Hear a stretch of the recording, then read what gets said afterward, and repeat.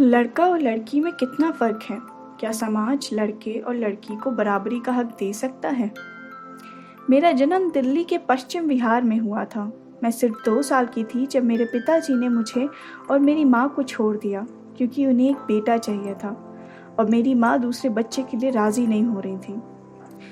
मेरी परवरिश मेरी नानी के घर में हुई। मैं, मेरी माँ और मेरी नानी एक परिवार की तरह रहते थे।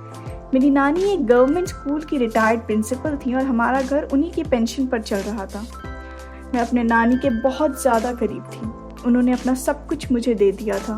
वो मेरी दोस्त भी थी और मेरी गुरु भी। क्लास 5 तक मैं बाकी लड़कियों की तरह डरी और सहमी हुई सी रहती थी।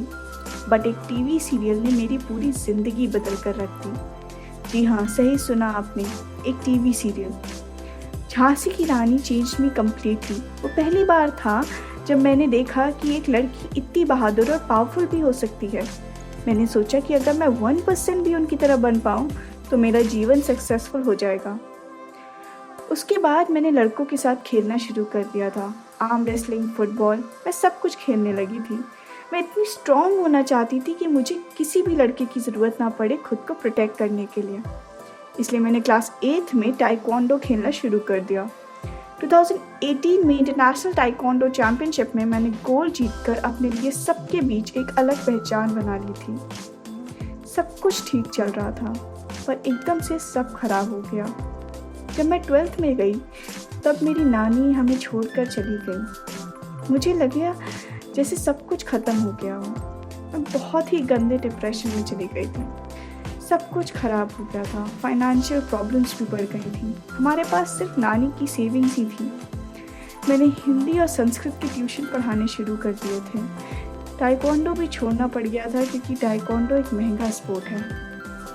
पर फिर मुझे पता चला कि आर्म रेसलिंग प्रोफेशनली भी खेली जाती है और धीरे धीरे मेरा नाम आर्म रेसलिंग में बहुत ऊपर चला गया। मेरा नाम Quint times of India, history TV जैसे चैनल्स में फीचर हो चुका। मेरा नाम अब गूगल सर्च में भी मिलता है। प्रो पंजा लीग में इंडिया में 4th पोजीशन पर थी मैं। मेरा सपना है कि मैं वर्ल्ड चैंपियन बनूं, खतरों के खिलाड़ी और रोडीज जैसे शोज में आऊं।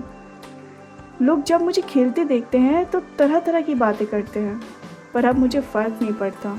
मुझे पता है कि ये सारी बातें एक दिन तालियों में बदल जाएंगी।